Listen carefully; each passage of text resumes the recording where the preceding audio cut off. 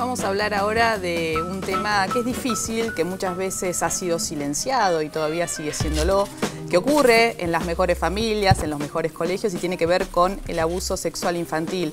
Un grupo de adultos sobrevivientes de abuso sexual infantil se han conformado como grupo de adultos por los derechos de la infancia y en estos últimos días se han juntado frente a tribunales, frente al obelisco, para llamar la atención sobre las dificultades que tienen en la justicia justamente para ser oídos. Y hoy los invitamos a nuestro programa para hablar del tema. Estamos con Silvia Piceda. Silvia, muchísimas gracias por venir, y con Sebastián Cuatromo, que fueron víctimas de abuso sexual e integran la agrupación Adultos por los Derechos de la Infancia. Muchas gracias a los dos por venir. Me parece que una buena pregunta como para empezar a conversar sobre este tema es saber de qué se trata la historia por la que han atravesado cada uno de ustedes alrededor del tema del abuso. Bueno, Silvia, primero. Yo fui abusada cuando tenía más o menos entre los 9 y los 13 años. En su momento mis padres no hicieron nada, lo supieron, pero no hicieron nada. Y yo pensé que ese tema había pasado, que formaba parte de un dolor más de la infancia. Y me encontré que muchos años después aparece la hija mayor del padre de mi hija, diciéndome que había sido abusada por él, ¿sí?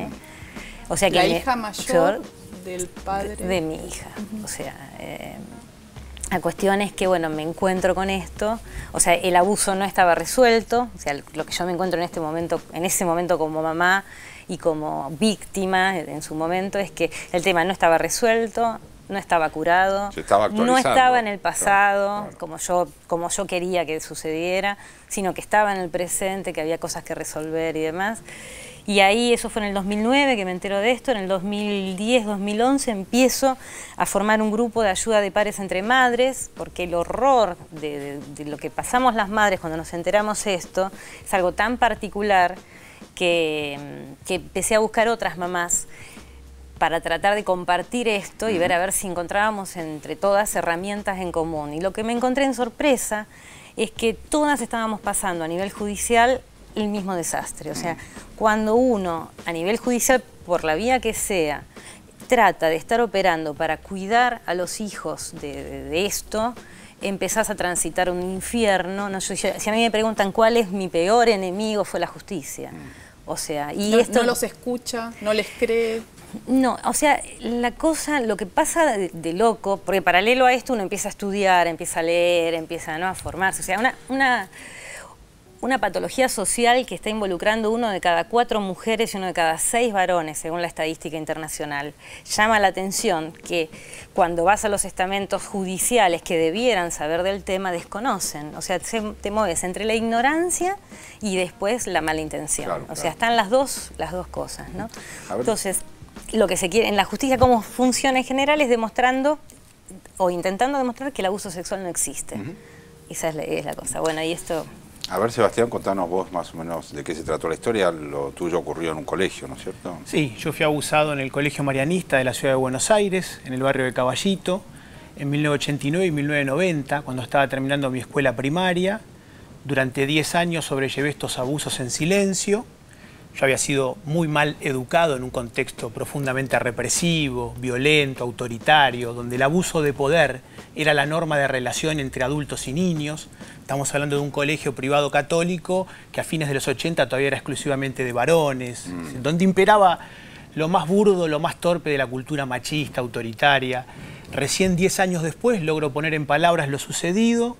En ese momento presenté una denuncia que originó una causa penal que luego la tuve que luchar durante otros 12 años, hasta que finalmente el año pasado, en el ámbito de la Justicia Nacional, con sede acá en la ciudad de Buenos Aires, aquellos abusos tuvieron una instancia de juicio oral y público, donde mi abusador, el ex hermano marianista Fernando Picciocchi, fue juzgado y condenado a 12 años de cárcel por el delito de corrupción de menores calificada reiterada. En ocasión del juicio que tuvo lugar el año pasado, yo hice pública mi historia a través de distintos medios periodísticos, con la intención de tratar de darle un sentido de aporte colectivo a toda esa experiencia de dolor individual, de dolor de abuso infantil. Y una de las muy buenas cosas que me empezaron a pasar a partir de que pude compartir colectivamente mi historia fue que empecé a conocer las historias de muchísimas compañeras y compañeros con los cuales hoy conformamos este colectivo de Adultos por los Derechos de la Infancia. Hay otros colectivos similares en distintos lugares del país. Venimos afortunadamente desarrollando una militancia a nivel social y comunitario, donde vamos a distintos ámbitos a compartir nuestros testimonios, nuestras experiencias. Creemos que eso forma parte de la lucha por hacer visible esta injusticia, por hacer visible este delito, con la esperanza de poder generar conciencia. Es decir, estamos en algo que nosotros realmente consideramos una militancia colectiva por los derechos de la infancia. ¿Por qué creen que hay tanta sordera en la justicia en relación a este delito tan aberrante? ¿Cuál es el problema? ¿Que los jueces no les creen o que no lo entienden o creen que no existe cuando se sabe que es tan extendido y sobre todo intrafamiliarmente, ¿no? Me parece que hay un concepto que eso lo vemos las madres, ¿no? Hay un concepto básico que es el concepto tradicional de familia. O sea, hay un concepto que mantienen los jueces y demás que es porque te lo terminan diciendo, o sea, te terminan diciendo, bueno, es el padre que vos le elegiste. Claro, la familia a toda costa. Entonces, por eso después viene la cuestión de las revinculaciones. Uno dice, ¿cómo podemos estar hoy peleando para que no revinculen a chicos con padres abusadores, ¿no? Y esto está pasando cotidianamente. Que obligan al niño o la niña que denunció al padre a tener vinculación. Vinculación con el padre en pos de un vínculo supuestamente que en verdad no existe. Yo creo que un abusador dejó de ser padre, dejó de tener la figura de padre, ¿no? Perdió eso. Sin embargo, se apuesta a eso porque siguen apostando a esto. Bueno, es el padre que vos le elegiste, es el que le tocó. Creo que hay un poco de eso. Y por otro lado hay una sociedad que niega su propio dolor. Yo creo que si los adultos, por eso nosotros salimos con nuestro testimonio y decir, bueno, acá nosotros fuimos abusados. Porque se puede seguir jugando. Los jueces tienen esta impunidad porque hay una sociedad que permite. En tu caso vos decías que tus papás, vos les planteaste en su momento quién era el adulto que abusaba de vos en ese momento. Sí. ¿Era un familiar? Era un familiar, no era un familiar directo, pero sí era del vínculo familiar. Porque eso también hay testimonios, yo te conozco a vos, Sebastián, de haber conversado en otras oportunidades, y vos también cuando planteaste esta situación en tu familia es como que no le dieron tanta importancia, ¿no? Como que se prefiere dejar de lado. Claro. ¿Qué le pasa a esos adultos que reciben estos testimonios de niños o niñas o adolescentes o jóvenes que cuentan estas historias y prefieren taparlas? Sí. A mí me parece que hay una gran negación a la infancia de cada uno. Yo no sé, eso te lo tendría que contestar mi mamá. Mi papá falleció, pero ¿qué es lo que le pasó a ella? Yo te puedo contestar por mí. Cuando yo me encuentro con esta realidad en la cual estaba mi hija, obligatoriamente tuve que ir a mi infancia a llorar el dolor del abandono, la soledad, la falta de elementos para defenderme, la total impotencia entre los adultos que me agredían y los adultos que no me defendían. Ese dolor, yo creo que la sociedad lo quiere negar y quiere decir, mis papás fueron divinos, el abuelo era macanudo. De hecho, el cuarto mandamiento dice, honrarás a tu padre y a tu madre. No existe normativa que diga que tenemos que honrar a los chicos. Entonces me parece que hay como una gran traición a la niñez en nuestra sociedad, que tenemos por un lado que decimos, sí, los derechos de los chicos y demás, pero en general el niño es el más débil de nuestro modelo de relación. Entonces mientras sigamos teniendo relaciones de poder, el niño siempre va a perder. Sebastián, vos llevaste 12 años la causa penal y de alguna forma te la cargaste al hombro, ¿no? Porque encontraste muchas dificultades, incluso quien fue condenado estuvo prófugo en Estados Unidos, vos te ocupaste de la extradición que estaba frenada por cuestiones burocráticas, durante 4 años estuvo frenada. ¿Qué sentiste cuando conseguiste esta condena? ¿Qué significó para vos la condena? Afortunadamente una instancia de reparación, de reivindicación. Y también, ya en el momento en que llegó esta condena, más de 20 años después, y tras esa larga lucha personal, desde un espíritu militante, también sentí una profunda satisfacción porque yo estaba haciendo pública mi historia, le estaba dando un sentido social y colectivo. También otro logro de esa lucha fue que el Colegio Marianista de la Ciudad de Buenos Aires tuviera que asumir su responsabilidad civil. Y ahí también tuve que enfrentarme, como por ejemplo vos lo reflejaste muy bien en notas que hicimos en su momento, contra una pretensión de silenciamiento que tuvo el Colegio Marianista y la Congregación de los Hermanos Marianistas. Te querían condicionar el pago de una indemnización a que no hablaras del tema. Que fue algo que en su momento, además, yo puse en conocimiento de la jerarquía católica de la Ciudad de Buenos Aires de mediados del año 2002, que encabezaba el cardenal Bergoglio. ¿Y qué respuesta tuviste? Que también lo reflejaste muy bien en una nota que hicimos el año pasado en Página, en ocasión de mi juicio, y la respuesta que obtuve era de un aval al proceder de esta institución de los hermanos marianistas.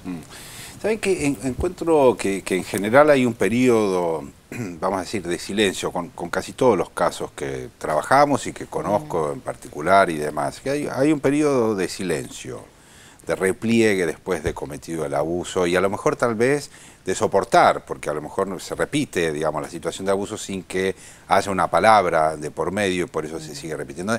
Entiendo que una vez que se terminan, vamos a decir así, los episodios de abuso, hay un silencio, que en este caso, como vos citabas, Sebastián, te llevó 10 años de silencio.